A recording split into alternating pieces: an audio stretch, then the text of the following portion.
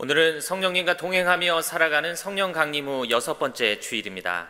거룩하고 복된 주님의 날에 아버지의 집에 나오신 여러분, 또 각 가정에서 영상으로 예배하시는 여러분을 주님의 이름으로 사랑하고 환영합니다. 사랑합니다. 존중합니다. 존중합니다. 사랑합니다.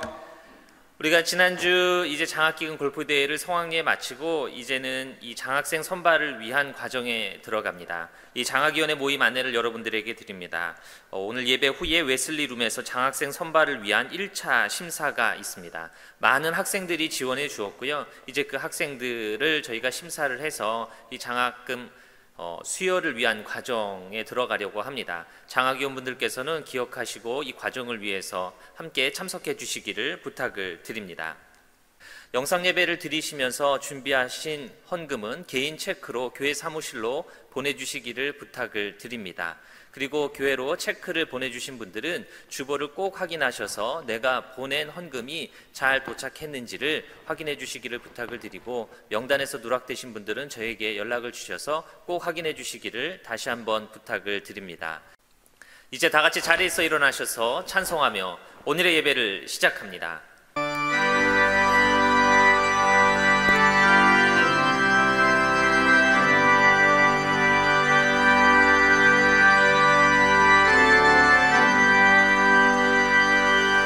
이 세상에 근심된 일이 많고 참 평안을 몰랐구나.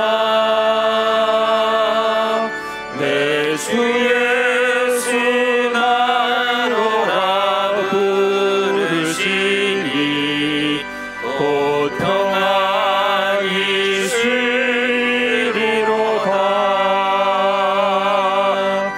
주 예수의 구원의 은혜로다. 참 기쁘고 즐겁구나. 그 은혜를 영원히 누리겠네. 곧 평안이 쉬리로다. 이 세상에 곤고한 일이 많고 참 쉬는 날 없었구나. 내 주 예수 날 사랑하시오니 곧 평안이 쉬리로다.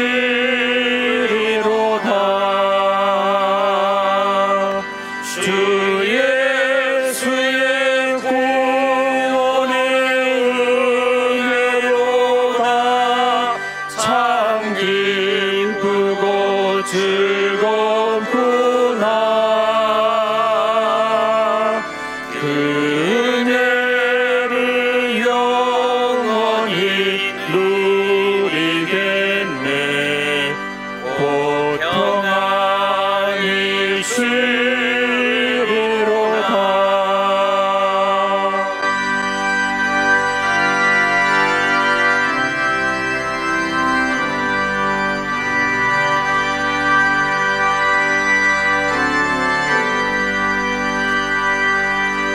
이 세상에 죄악된 일이 많고 참 죽을 일 쌓였구나.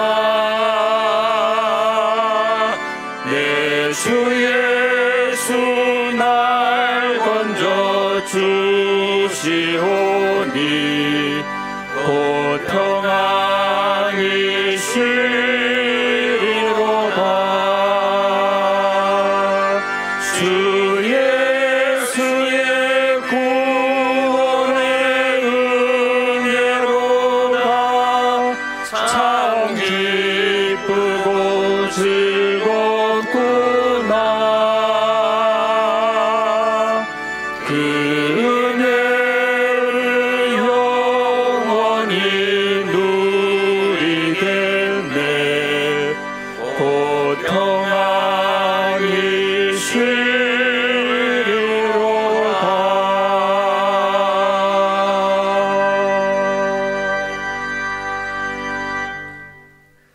주님은 위대하시니 그의 거룩한 산에서 그지없이 찬양을 받으실 분이시다.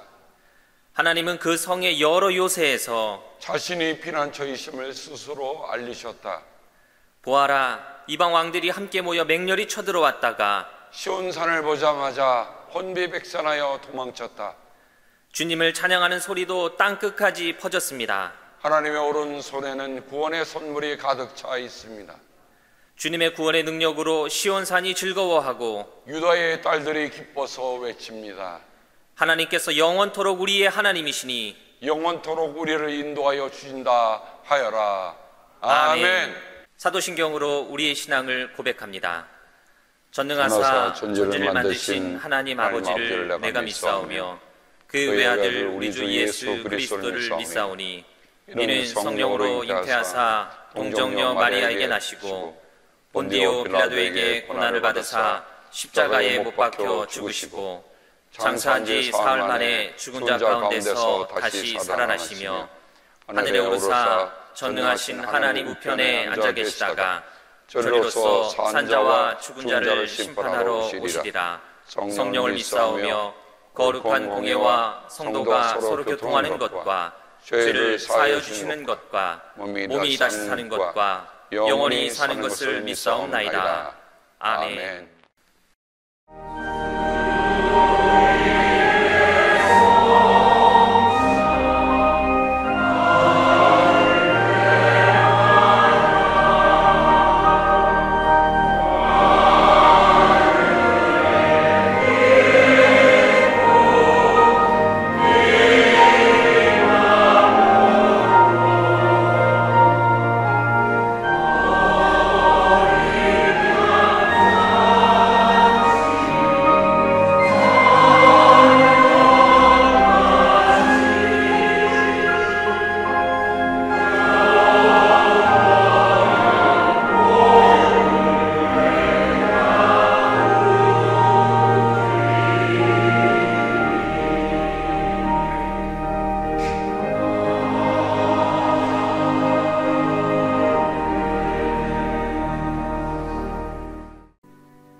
하나님, 열방의 나라들이 주님의 구원을 갈망하고 있습니다. 아직도 자유를 얻지 못한 땅을 향한 저희들의 간절한 기도를 기억하시고, 오늘이 미국의 독립 기념일입니다. 우리는 하나님의 지으심을 받은 하나님의 자녀로서 자유를 누려야 할 그런 특권과 또한 동시에 의무를 갖고 있음을 기억하게 하여 주옵소서. 거룩한 주일에 나를 지으신 아버지를 향한 우리의 기도를 기억하시며 주의 성령께서 이 성찬과 저희들에게 함께하여 주옵소서. 그리하여 우리가 하나님의 자유를 이 땅에서 온전히 누리며 살도록 함께하여 주옵소서. 예수님의 이름으로 감사하며 기도합니다. 아멘.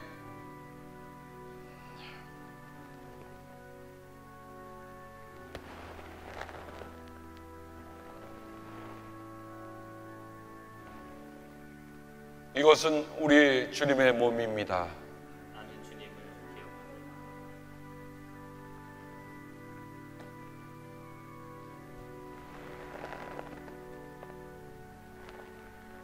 이것은 우리 주님의 보혈입니다.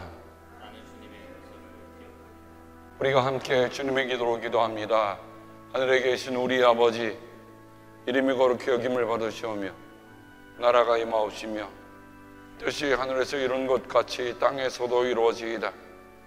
오늘 우리에게 일용할 양식을 주옵시고 우리가 우리에게 죄 지은 죄를 사하여 준 것 같이 우리의 죄를 사하여 주옵시고 우리를 시험에 들지 말게 하옵시며 다만 악에서 구하옵소서. 나라와 권세와 영광이 아버지께 영원히 있사옵나이다. 아멘.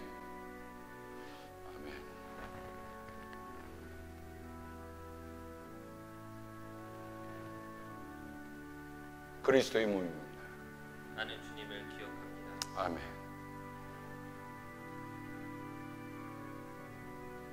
나는 주님의 용서를 기억합니다. 아멘.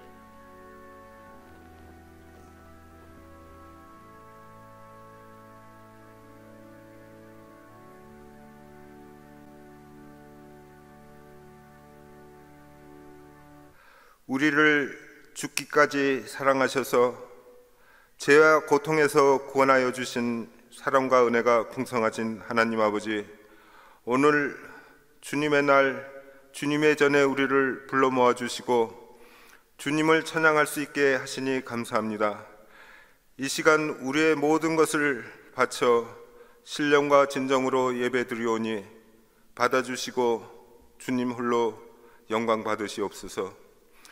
이제 2021년도 반년이 지나고 벌써 7월 초가 되었습니다.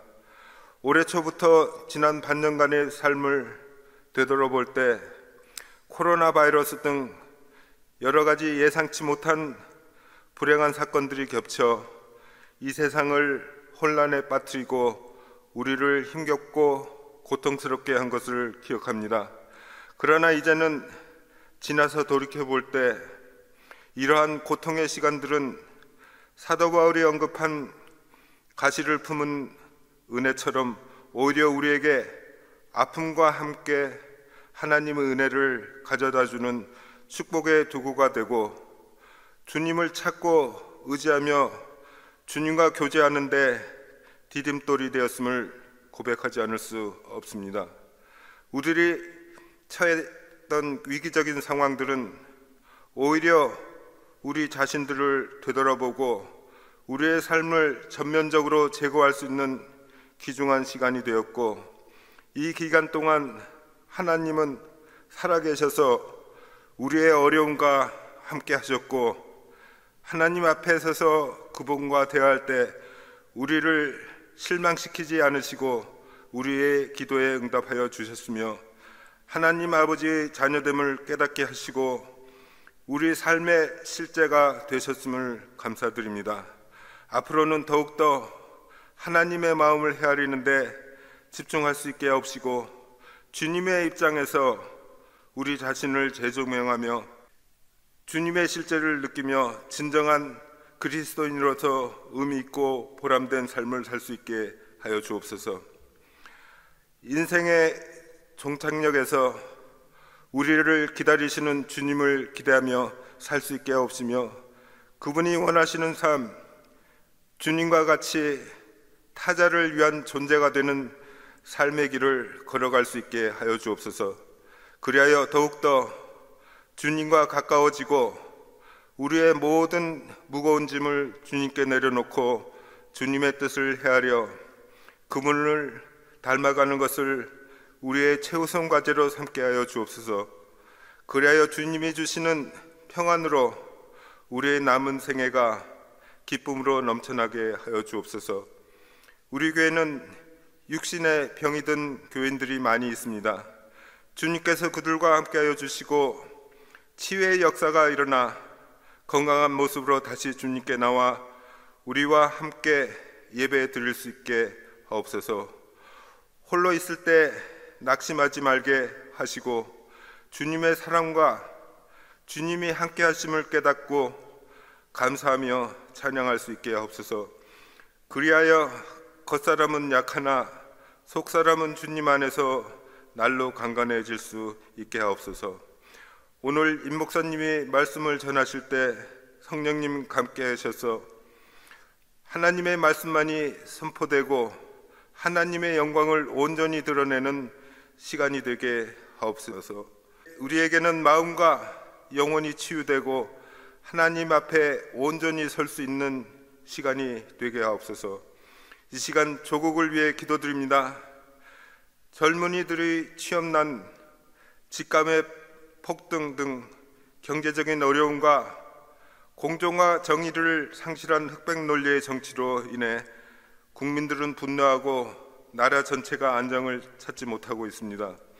이러한 문제들은 조국 정치자들이 권력에 대한 욕심과 자기중심적이고 이기적인 사심에서 비롯된 것임을 그들이 통감하고 회개하게 하시고 하나님을 두려워하는 마음과 한 걸음 더 나아가서 하나님 아버지가 이 나라의 주인됨을 깨닫고 진정으로 국민의 목소리를 경청하며 하나님이 기획하고 계시는 조국이 나아가야 될 방향과 목표를 깨닫게 하옵시고, 기독교 정신에 입각하여 고난을 받고 소외된 자와 언제나 함께 할 수 있게 하옵소서.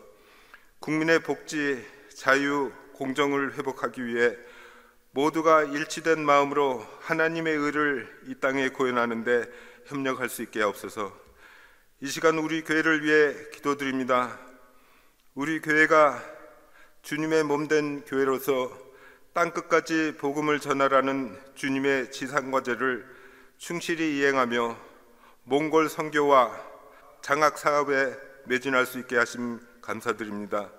이러한 사업 추진이 오직 주님의 영광만을 드러낼 수 있게 하옵시며, 이러한 사업들은 정교인들이 더욱더 합심해서 기도하고 전도에 힘을 쓸 수 있게 하옵시며, 혼탁한 세상 속에서 빛과 소금의 역할을 하는데 부족함이 없게 하옵소서.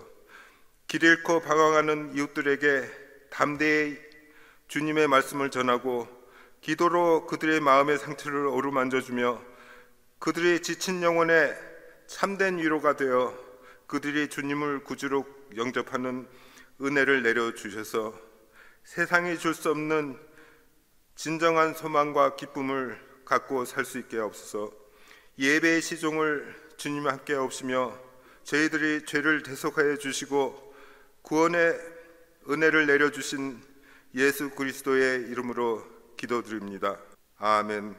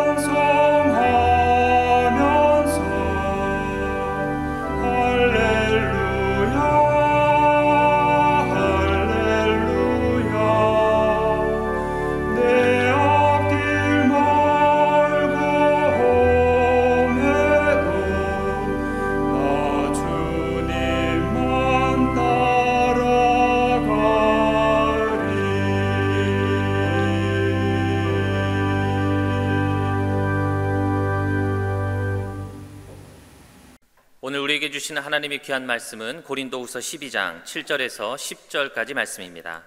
고린도후서 12장 7절에서 10절까지 말씀을 제가 읽어드리겠습니다. 내가 받은 엄청난 계시들 때문에 사람들이 나를 과대평가하는지는 모릅니다.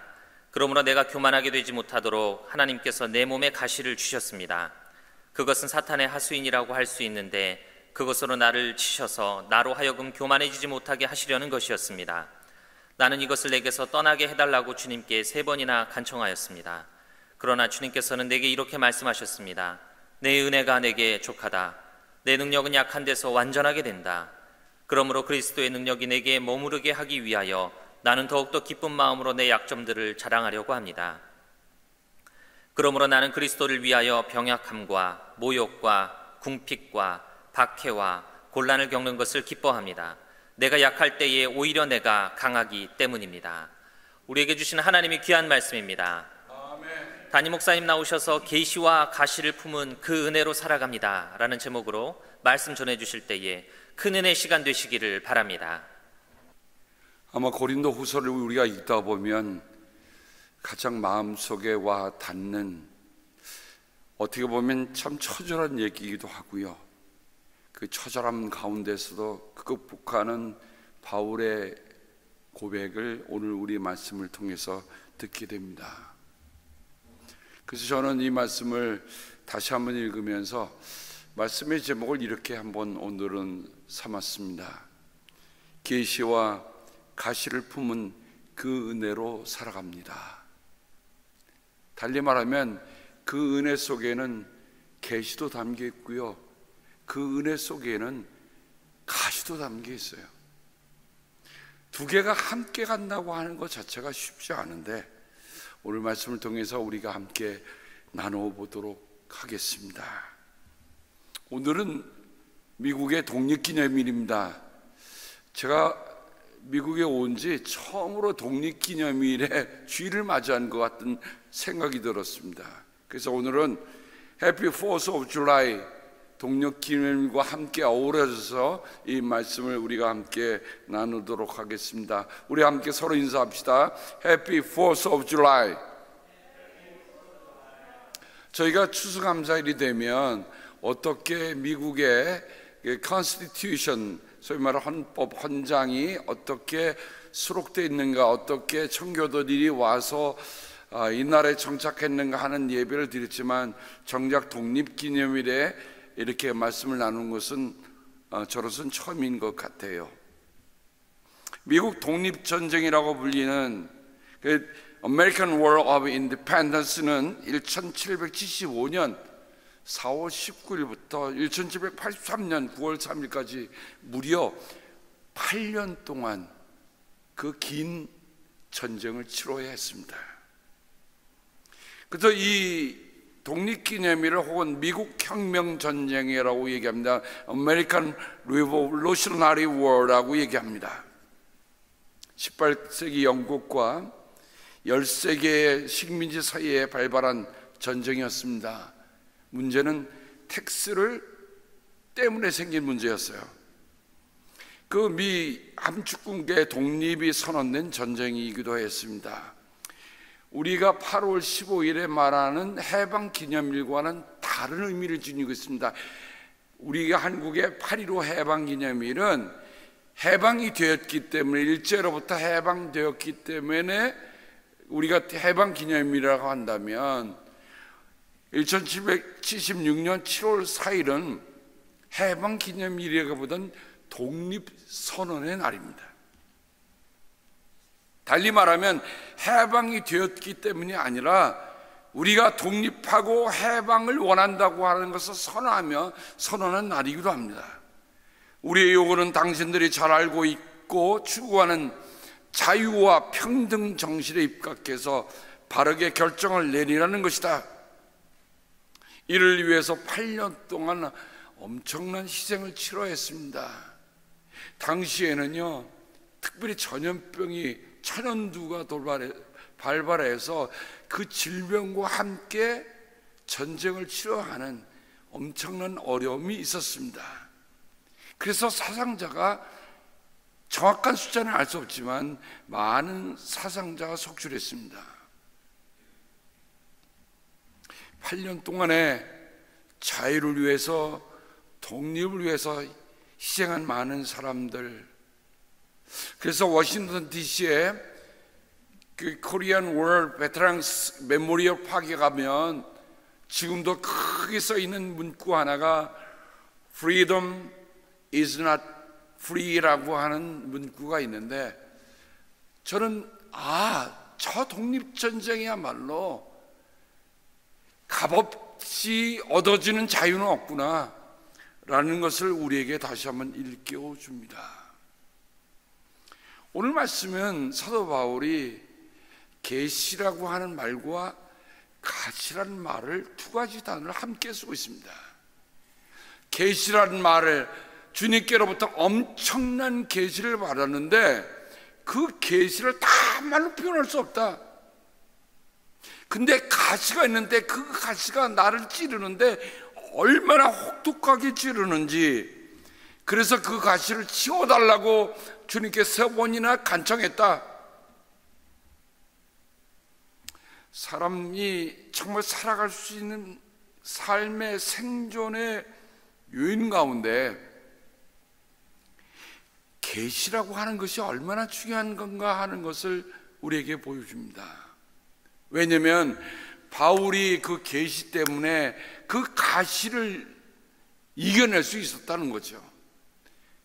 아무런 하늘로부터 내게 계시가 없이 그냥 고통만 주어진다고 한다면 어떻게 견디겠어요? 그러니까 그 계시 속에서 주님의 은혜를 보고 가시 속에서 주님의 은혜를 찾은 바울의 얘기입니다.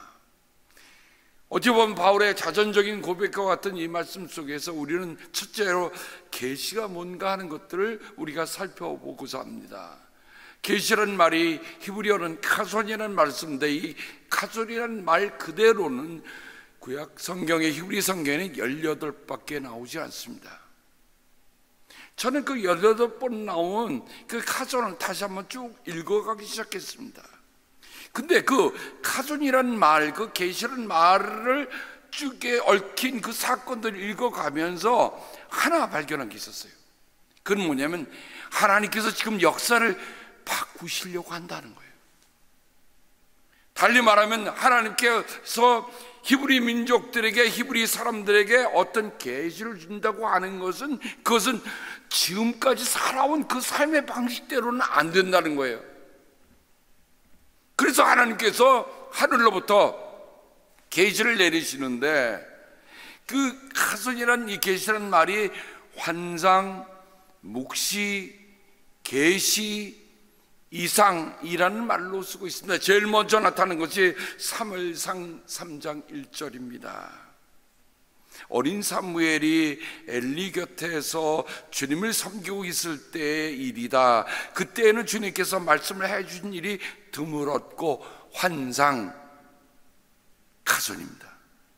자주 나타나지 않았다. 사무엘기상 3장 읽다 보면 참 가슴 아픈 얘기가 있습니다. 왜냐하면 하나님으로부터 제사장으로 정말 임명돼서 살아온 엘리가 있는데, 그 엘리를 이렇게 얘기합니다. 점점 눈이 어두워서 아무것도 볼 수 없을 지경에 이릅니다. 몸은 비대해집니다.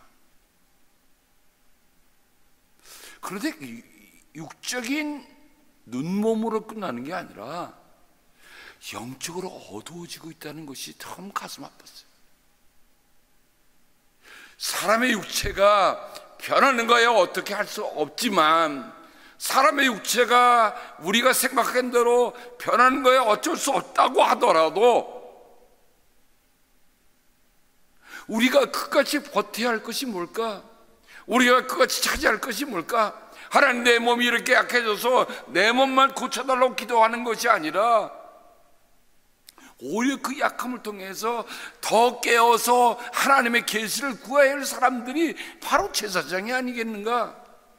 그런데 그 제사장이 이제는 환상도 볼 수 없고 하나님의 계시도 볼 수 없는 지경에 이르렀다는 얘기입니다. 어린 사무엘에게 하나님의 계시를 내리고 있습니다. 그 이야기는 더 이상 반복하지 않아도 어떻게 어린 사무엘이 하나님의 부르심을 듣고 하나님이 엘리 집안에 내린 엄청난 심판에 대한 얘기를 그가 듣고 결국 엘리 집안은 제사의 가문으로서 문을 닫고 마는 일이 벌어지고 맙니다. 어린 사무엘을 통해서 하나님께서 이스라엘 역사의 사사시대의 마지막과 예언시대의 첫 문을 여는 일, 그래서 전환의 역사라고 저는 표현하는 겁니다. 계시라고 하는 것이 하나님의 전환의 역사 속에 필요한 사인이구나. 예언자 이사야가 보면 1장 1절에 이것은 아모스의 아들 이사야가 유다 왕 우시아와 요담과 아스와 히스기야 시대에 유다와 예루살렘에 대하여 본 이상 카존이다 라고 기록하고 있습니다. 자, 아모스의 아들 이사야가 궁정의 예언자로서 우시아, 요담, 아스, 히스기야 4대에 걸치는 왕의 하나님의 말씀을 전하는 예언자로 부름을 받는데요, 근데 그 말씀을 읽고 내려가다 보면 참 가슴이 먹먹합니다. 뭐로 시작하던가요? 하늘아 들어라, 땅아 귀를 기울여라. 주님께서 말씀하신다. 내가 자식이라고 기르고 키웠는데 그들이 나를 거역하다. 소도 제 임자를 알고 나귀도 주인이 저를 어떻게 먹여 키우는지 알건만은 이스라엘은 알지 못하고 나의 백성은 깨닫지 못하는구나. 슬프다. 죄 지은 민족, 허물이 많은 백성, 흉악한 종자, 타락한 자식들, 너희가 주님을 버렸구나. 이스라엘의 거룩하심을 없인 여기서 등을 돌리고 말았구나. 그 많은 말씀 가운데, 그 많은 하나님의 말씀 가운데 이사야가 열어준 그 말씀은 어떤 말씀입니까? 한마디로 말하 너희는 망할 것이다라는 겁니다. 하나님을 하나님으로 알지 못하고 하나님을 하나님으로 섬기지 않기 때문에 너희는 망할 것이다. 아니, 아무런 조짐도 보이지 않고 아무런 변화도 없는데요, 사람들은 아니 이렇게 이제 잘 먹고 잘 사는데요 라고 얘기하지만 하나님께서 예언자 이사야를 통해서 주신 말씀은 아니다는 거예요.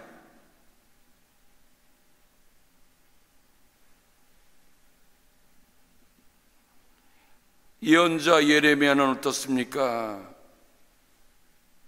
나 만군의 주가 말한다. 스스로 예언자라고 하는 자들에게서 예언을 듣지 말아라. 그들은 헛된 말로 너희를 속이고 있다. 그들은 나 주의 입에서 나온 말을 전하는 것이 아니라 자기들의 마음속에서 나온 환상, 가전을 말하는 것이다. 여러분, 환상이 누구로부터 조여져야 됩니까? 가전이 누구로부터 조여져야 됩니까? 그런데 거짓 예언자들은 자기가 생각해서 자기가 꾸며낸 것으로 백성들을 잘못 이끌고 있다는 겁니다.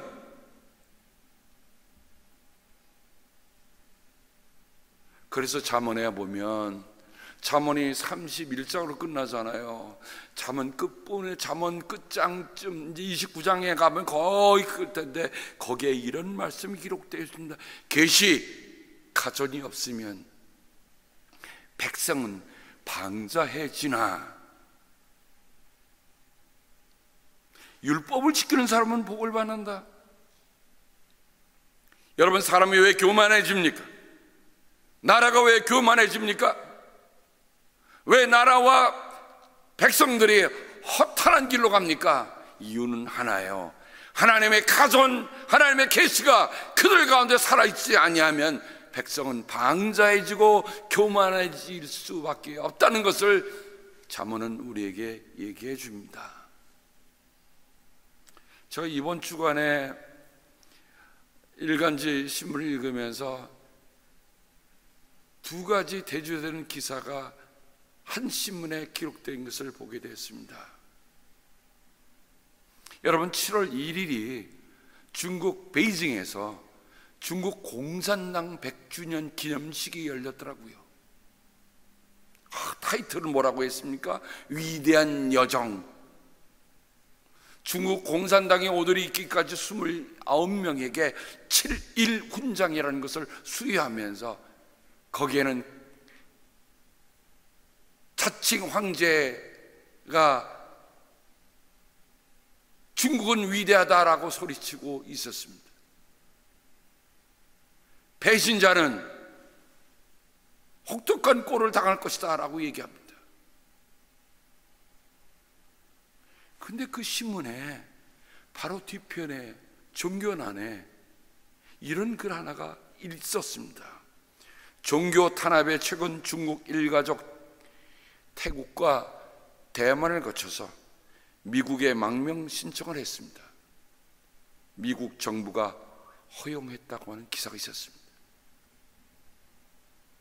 믿음을 지키기 위해서 살아야 하는 삶의 모든 것을 다 버려두고 도망치듯 나온 5명의 가족의 이야기입니다. 지금도 한국 제주에는 중국에서 신앙의 자유 때문에 망명을 신청한 사람이 많다고 제가 지난번 말씀해 드렸는데, 한국은 망명 신청을 받지를 않아요. 왜 그렇습니까? 중국의 눈치를 보느라고. 근데 누가 받고 있습니까? 미국이 받고 있어요. 야, 내가 미국에 있다는 것이 이렇게 자랑스럽고 내가 미국에 있다는 것이 그래도 감사한 것이, 저는 그 짧은 기사 하나를 보면서 봤어요. 신앙의 자유를 위해서 정책 망명을 그래도 허용하는 나라가, 그래도 관심을 갖고 그래도 인권 문제에 대해서 귀를 기울이는 나라가 미국입니다. 이유는 뭘까요? 미국은 그 신앙의 자유를 얻기 위해서 혹독한 전쟁을 8년이나 치른 나라입니다.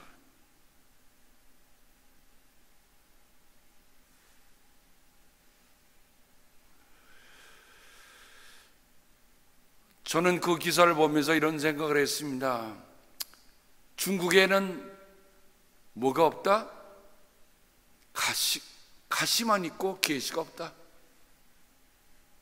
여러분, 공산당에게는 가시만 있고 계시가 없는 거예요. 사도 바울이 오늘 쓰고 있는 가시라는 말은 딱 오늘 본문에 한 번 나타나는 말입니다. 스콜롭스라고 하는 이 말은 그냥 침, 바늘 같은 것이 아니에요.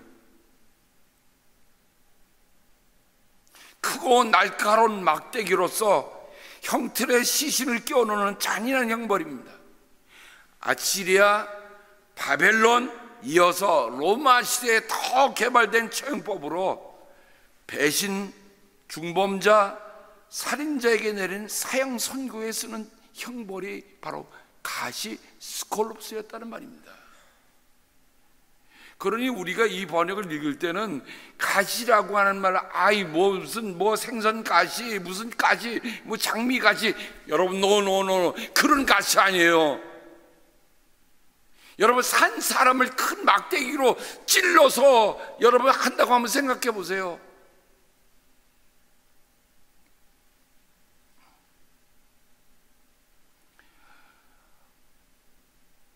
제가 지금도 몸서리 쳐지는 게 뭐냐면, 한 방에서는 침 놓으면 저는 몸이 쪼그러들 정도로 뭐가 하나 딱 닿으면 그 다음에 그래요. 근데 한번 생각해 보세요.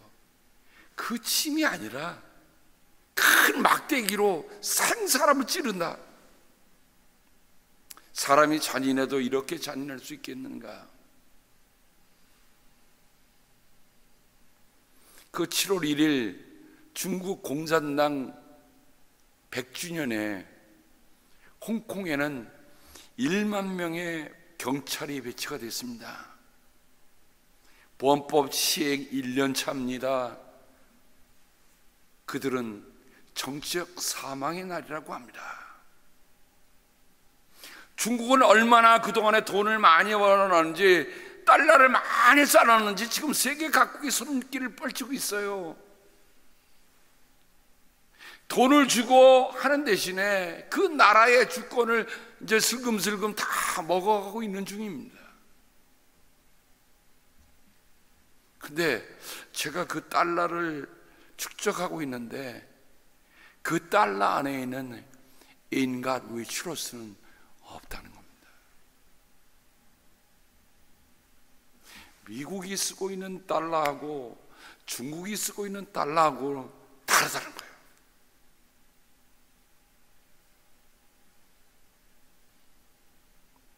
계시의 마지막 하이라이트는, 저는 이 말씀을 읽으면서 오늘의 중국이 너무도 하박국과 같은 그 얘기를 보여주고 있구나, 성경을 다시 한번 읽었어요.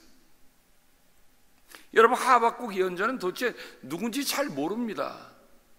근데 그 하박국이 어느 시대에 했는가라는 것을 연구해 본 결과 주전 612년에 아수르 왕국이 바벨론에게 패망하고 맙니다. 아시리아도요 만만치 않은 나라였는데, 쉽게 하면 이렇게 생각합시다. 아수르가 몽골이었고 바벨론이 어디였다? 중국이었다라고 생각해 보세요. 근데 605년에, 주전 605년에 이집트가 갈그미스 전투에서 바벨론의 느부갓네살에게 패하고 자기네들이 점령했던 땅들을 다 내주고 했어요. 근데 앞불사 그때 유다가 누구 편을 들었냐면요, 이집트 편에 들은 거예요. 그래갖고 느부갓네살에게 똑똑하게 당하고 그때부터 포로로 끌려가기 시작합니다. 그때 예언한 예언자가 하박국이에요. 자, 펼쳐지는 상황이 어떻게 보입니까? 이건 눈물 나는 얘기죠. 나의 백성이 잡혀갑니다. 나의 백성이 참혹한 모습이 펼쳐집니다. 그런데 그 가운데서 하나님의 이름을 부르며 산다는 게 뭘까? 하박국은 얘기를 하면서 2장 1절에 이렇게 합니다. 내가 초소 위에 올라가서 서겠다. 망대 위에 올라가서 나의 자리를 지키겠다. 주님께서 나에게 무엇이라고 말씀하실지 기다려보겠다. 내가 호소한 것에 대하여 주님께서 어떻게 대답하실지를 기다려보겠다. 신앙을 지키려고 하는 사람들에게 오는 혹독한 처벌들을 눕고 있는 중국 그리스도인들이 이 말씀을 읽으면 어떻게 읽을까? 하나님, 우리가 주님 때문에 집도 없어졌습니다. 주님 때문에 우리가 살만한 일이 없어졌습니다. 그러니 주님, 우리에게 한 말씀만 해 주십시오라고 하는 그들이 아닙니까?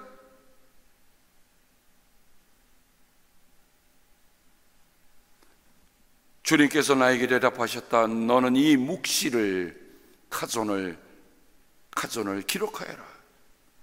판에 똑똑히 새겨서 누구든지 달려가면서도 읽을 수 있게 하여라. 이 묵시는 정한 때가 되어야 이루어진다. 끝이 곧 온다는 것을 말하고 있다. 이것은 공연한 말이 아니니 비록 더디더라도 그때를 기다려라. 반드시 오고야만 다 늦어지지 않을 것이다.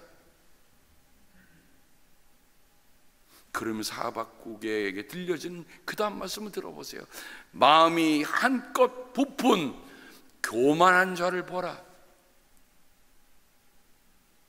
사도 바울은 오늘 가시와 계시 사이 속에서 자기가 발견한 게 뭐였습니까?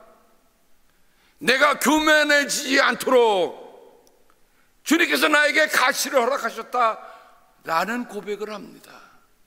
그래서 나는 그 가시, 그 약점, 그 병약함, 모욕당하는 것, 이것을 더 자랑한다. 왜냐하면 나는 약할 때 강하게 하시는 주님을 알기 때문이다라고 얘기합니다. 근데 하박국을 보니까 마음이 한껏 부푼 교만한 자를 보라. 그는 정직하지 못하다. 그러나 의인은 믿음으로 산다.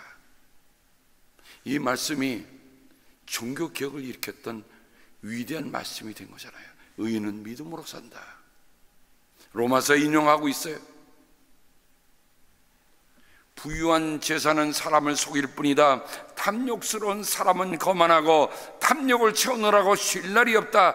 그러나 탐욕은 무덤과도 같아서 그들이 수월처럼 목구멍을 넓게 벌려도 죽음처럼 성이 차지 않을 것이다. 그들이 모든 나라를 정복하고 모든 민족을 사로잡지만, 저는 지금 중국 공산당이 하는 일들이 정말 이와 같다고 하는 것을 보게 됩니다. 그들은 다른 민족에 대한 인권, 종교 안중이 없어요.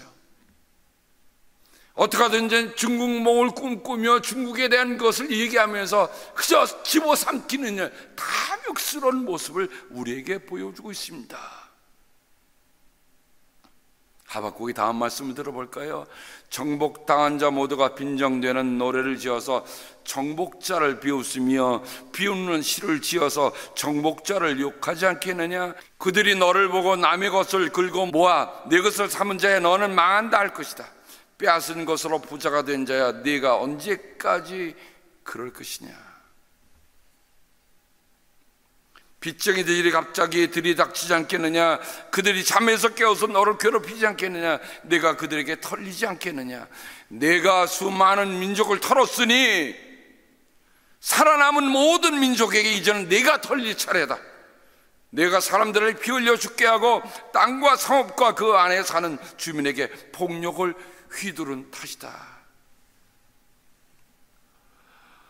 저는 하박국이 하나님의 묵시를 전하면서 한 이 말씀을 조목 읽어가는데, 어쩌면 중국 공산당에게 하는 말씀이 이 말씀이구나 하는 것이 마음속 깊이 들어오더라고요.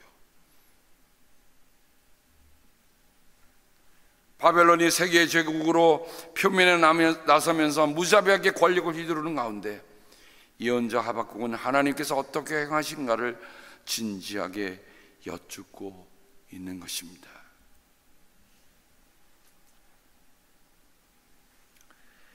교만, 거들먹거림에 대한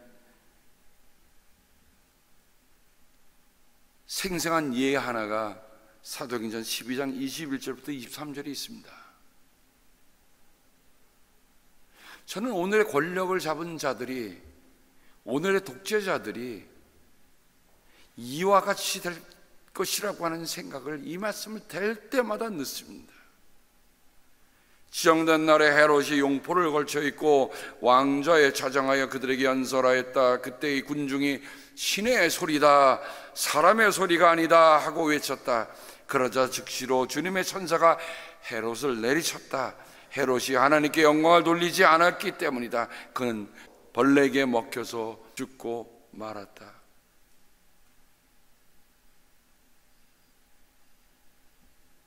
여러분, 성서를 기록한 누가는 헤롯의 죽음을 그냥 예사로운 죽음으로 보지 않는 것입니다. 하나님의 역사 가운데 하나님의 눈으로 그 역사를 보면서 그 사건을 이렇게 설명해 주고 있는 것입니다. 이처럼 가시로 뒤범벅이 되는 세상 속에서 사도 바울은 자신에게 가시뿐만 아니라 이제 철저하게 계시를 따른다는 것을 우리가 봅니다. 형제자매 여러분, 내가 여러분에게 밝혀드립니다. 내가 전한 복음은 사람에게서 비롯된 것이 아닙니다. 그 복음은 내가 사람에게서 받은 것도 아니요 배운 것도 아니요 예수 그리스도의 나타나심으로 받은 것입니다. 아포칼립시스라는 말이 신약교회에서 계시로 표현되고 있는 말입니다. 사도 바울은 바로 예수 그리스도께 자신에게 계시해 준 것을 따라 복음 전도자로 나섰다고 그는 고백하고 있습니다. 돌아가 보면 바울이 다마스커스 도상에서 회심했던 그 사건을 우리가 봅니다. 하늘에서 큰 빛이 비치면서 사도 바울은, 그 당시 사울은 말에서 떨어집니다. 근데 순간 눈이 멀고 맙니다. 왜 하필이면 바울의 눈을 멀게 하셨을까? 그 사건을 계시와 연관해 보니까 이렇게 들려지더라고요. 보여주셔야 볼 수 있고, 들려주셔야 들을 수 있고, 알려주셔야 알 수 있는 것입니다. 그러나 동시에 우리가 보려고 해야 보이고, 들으려고 해야 들리고, 알려고 해야 알 수 있는 겁니다. 미국의 대각성 운동을 일으켰던 조나단 에드워드 목사님은 부흥은 아무 곳에서나 일어나지 않습니다. 사모하는 곳에 일어난다고 여러분과 함께 말씀을 나눴습니다. 하나님께서 정말 미국의 어려운 그 시절에 영적으로 껴있게 하셔서 그 영적인 껴있음이 결국은 나라의 독립을 가져오는 일이 되었다라는 걸 보면 하나님이 하시는 일들이 결코 그냥 지나가는 일은 아니란. 그러므로 우리는 보혜사 성령께서 바로 보고 듣고 알고 말하게 하시는 것에 대한 사모함이 있어야 돼요.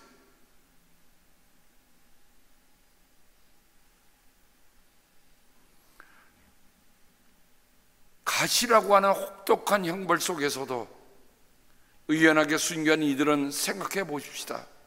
그들은 고통 속에 떨지 않았어요.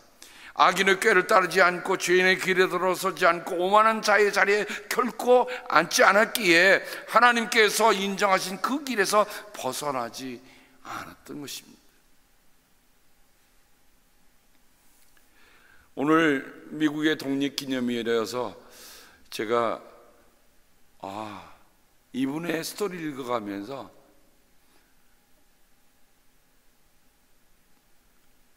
이게 바로 하나님이 약한 자를 들어서 강하게 만드시는구나, 그것이 은혜구나 라는 생각이 들었습니다. 여러분, 화폐를 보면 그 나라의 역사가 보입니다. 1달러에는 조지 워싱턴이 있습니다. 미국의 건국의 아버지라고 했죠. 10달러는요 알렉산더 해밀턴 초대 재무장관이었어요. 그리고 신생 미국의 재정적인 안정의 토대를 놓은 분이 바로 10달러의 주인공입니다. 100달러는요 벤자민 프랭클린, 미국 독립서 선언을 작성을 기초했고 헌법의 산파 역할을 한 계몽사상가였습니다. 그래서 1달러, 10달러, 100달러는 미국의 건국의 시조들의 그 1달러, 10달러, 100달러 안에 있습니다. 5달러는요 우리가 잘 아는 에브럼 링컨입니다. 남북전쟁을 승리로 이끈 대통령이죠.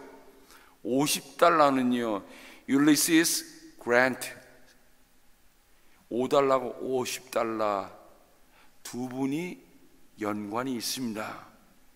공화당 출신으로 연방정부의 힘을 다져 지금의 미 합중국을 건설한 대통령이 에브람 링컨과 율리시스 그랜트입니다. 2달러 토마스 제퍼슨, 20달러 앤드류 잭슨. 토마스와 앤드류는 민주당 출신의 대통령으로 민주주의 발전에 공헌한 분입니다. 그 달러 가운데 여러분 오늘은 50달러의 지폐의 주인공을 여러분과 함께 잠시 그 이야기를 나누면서 하고자 합니다.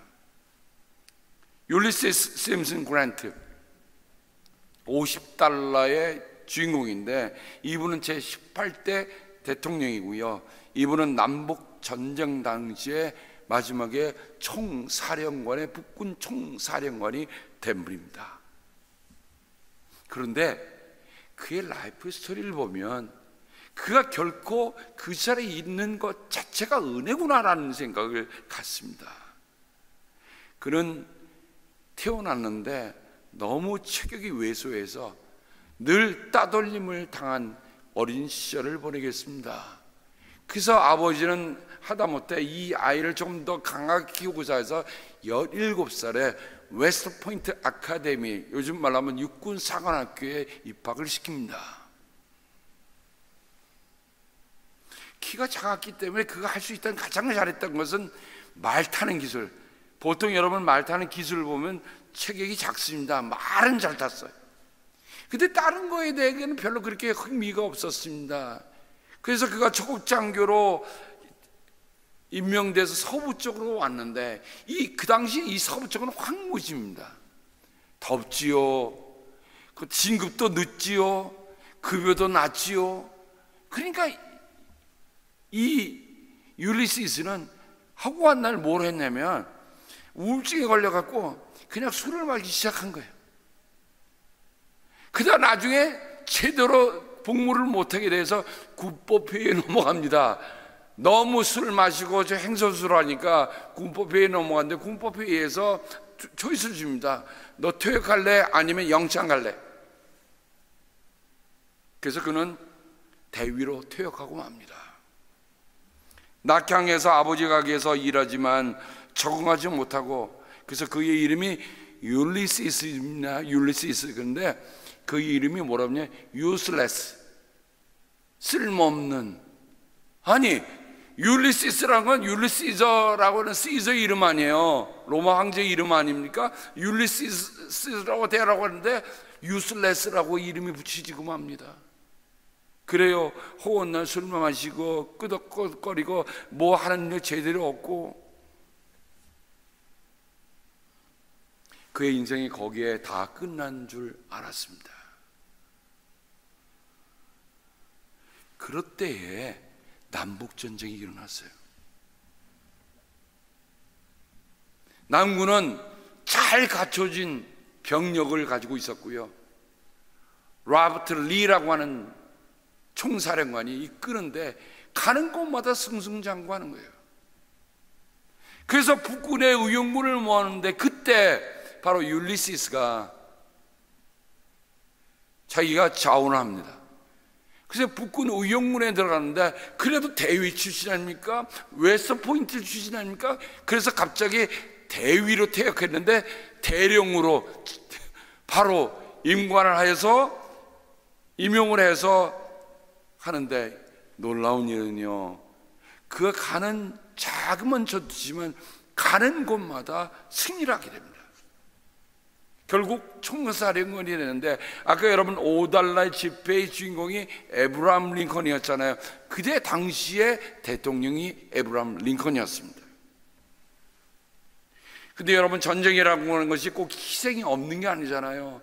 북군의 희생이 많게 되자 의회에서 저 율리시스를 파면해야 한다고 얘기합니다. 그때 든들에게 백을 막아준 사람이 바로 에브라함 링컨이에요. 나는 너를 믿는다. 여러분, 미국 대통령 가운데 가장 키가 큰 대통령이 에브라함 링컨입니다. 그죠? 근데 율리시스는 153cm예요. 그러니까 거인과 아이가 둘이서 같이 머리를 맞대고 결국 남북전쟁을 승리로 이끌었는데, 참 아이러니한 게요, 로버트 리 남군 초사령관하고 북군의 총사령관이었던 율리시스는 웨스트 포인트의 동기였습니다.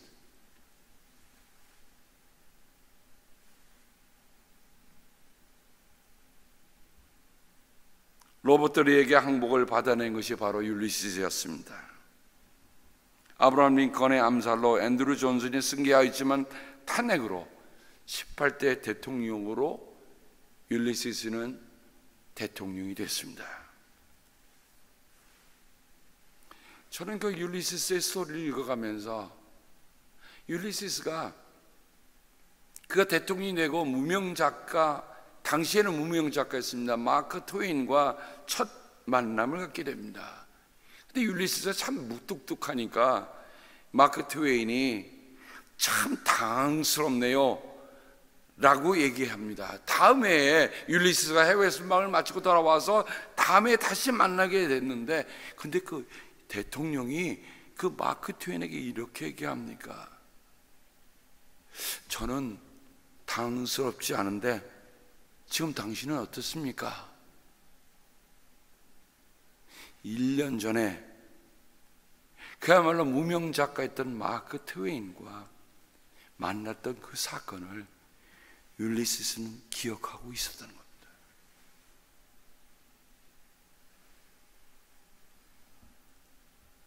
그 후에 보면 그가 여러 가지 악재, 여러 가지 어려움 속에서 최악의 대통령이라고 불림을 받고요. 그 다음에 탄핵을 해야 된다고 그랬는데 재선에 성공해서 율리시스는 두 번 대통령이, 이 두 임기 동안 대통령을 하는데 인생의 말년에 후두암에 걸립니다. 근데 보증을 서져갖고 집안이 다 탕진합니다. 보증을 서져갖고. 그래서 그가 마지막에 한 일은 뭐냐면 자기가 그 후두암을 겪으면서 구수를 해주는데 그 옆에는 부인하고 마크 트웨인이 함께 있었어요.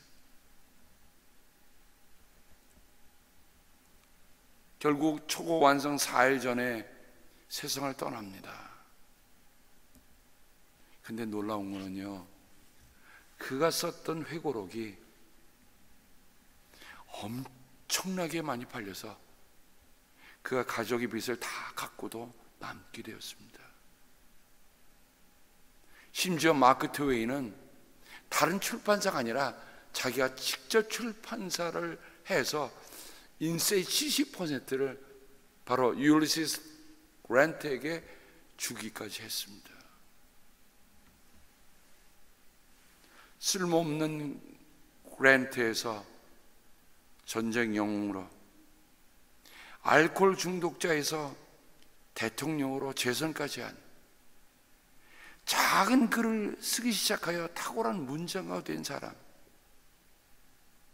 율리시스가 평생 마음에 담고 살아온 말씀이 바로 오늘 말씀입니다. 내 은혜가 내게 족하다. 내 능력은 약한 데서 완전하게 된다. 그는 자신의 신체적인 조건이나 살아온 모든 것들을 보면 하나도 내놓을 만한 것이 없던 사람입니다.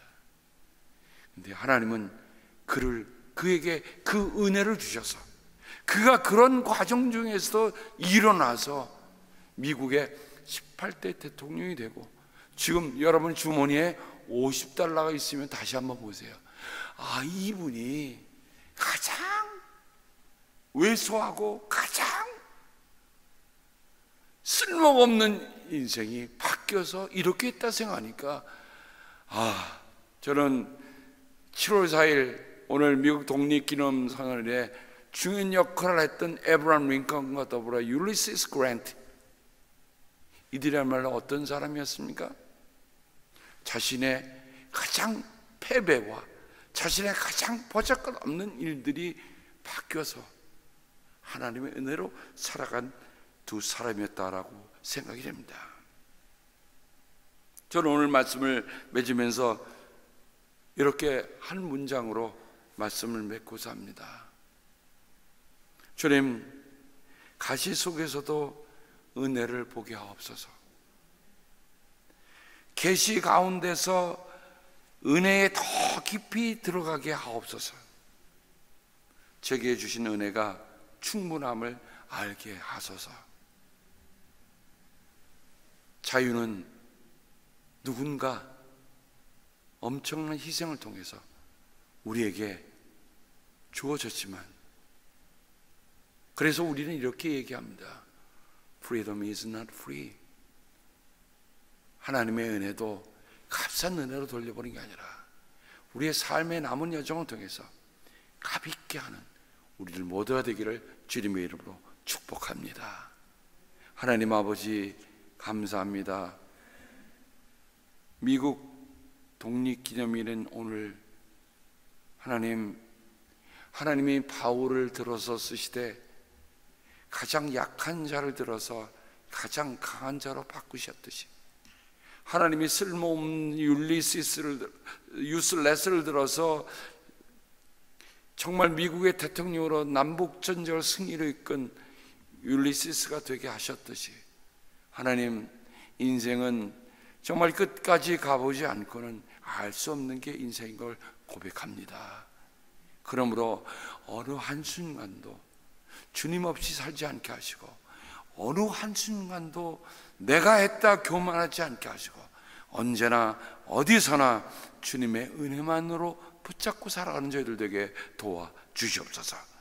감사하며 예수님의 이름으로 기도드립니다.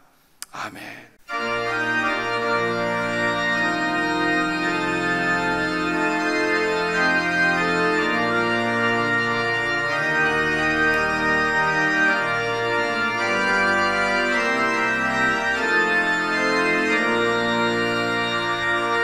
내 맘이 낙심되며 근심에 눌릴 때 주께서 내게 오사 위로해 주시네. 가는 길 캄캄하고 괴로움 많으나 주께서 함께하며 내 짐을 지시네. 그네가 내게 족하네. 그네가 족하네. 이 괴로운 세상 지날 때 그네가 족하네. 희망이 사라지고 친구 날 버릴 때 주 내게 속삭이며 새 희망 주시네. 싸움이 맹렬하여 두려워 떨 때에 승리의 왕이 되신 주 음성 들리네. 그네가 내게 족하네. 그네가 족하네. 이 괴로운 세상 지날 때 그네가 족하네.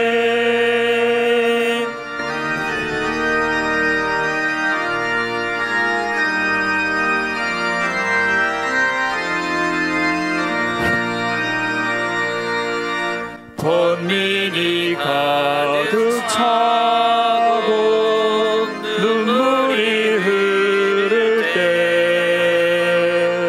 주 나의 곁에 오사 위로해 주시네. 환난이 닥쳐와서 어려움 당할 때 주님의 능력이 입어 원수를 이기네. 그네가 내게 족하네. 그네가 족하네. 이 괴로운 세상 지날 때 그네가 족하네.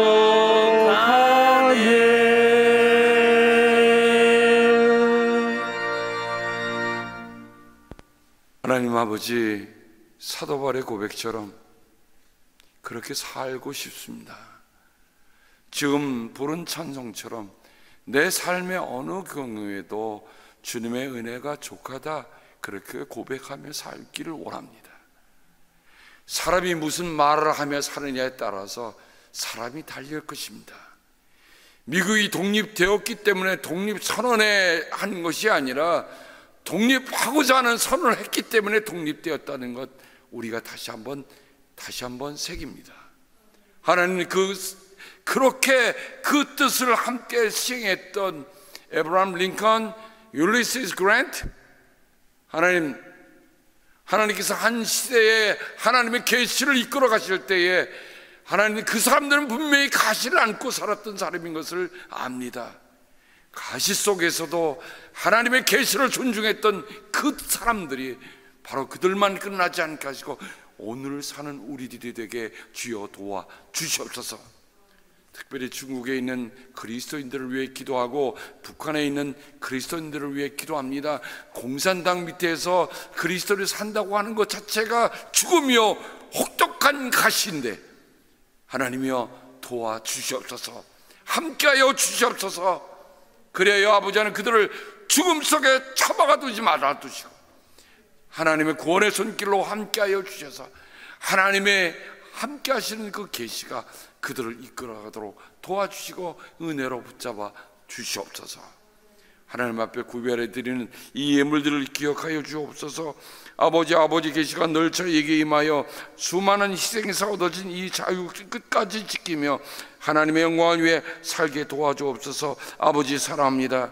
아버지, 세계적으로 어둠이 짙어지고 있지만 아버지가 다스리는 세상이어서 위로가 되고 힘이 납니다. 아버지 고맙습니다. 많이 사랑합니다. 몽골 선교를 위해서 하나님 드립니다. 아버지 하나님, 그렇습니다. 우리가 그 은혜로 살기 때문에 하나님 고맙습니다. 그 은혜가 우리를 언제나 힘주고 버티게 하는 힘인 것을 고백하며 그 은혜를 주시는 우리 주님께 감사와 찬송과 영광을 돌립니다. 주님께서 복을 주시고 지켜주시며 주님께서 밝은 얼굴로 되시며 은혜를 베풀어 주시고 주님께서 고이 입어서 평화 주시기를, 미국의 독립기념일을 그냥 스쳐 지나가지 않고 이 자유를 위해서 엄청난 희생을 했던 그 이들의 가시를 기억하고 계시를 기억하고 은혜를 기억하는 우리를 모두 되기를 성부와 성자와 성령의 이름 받들어 간절히 축복하며 기도합니다. 아멘.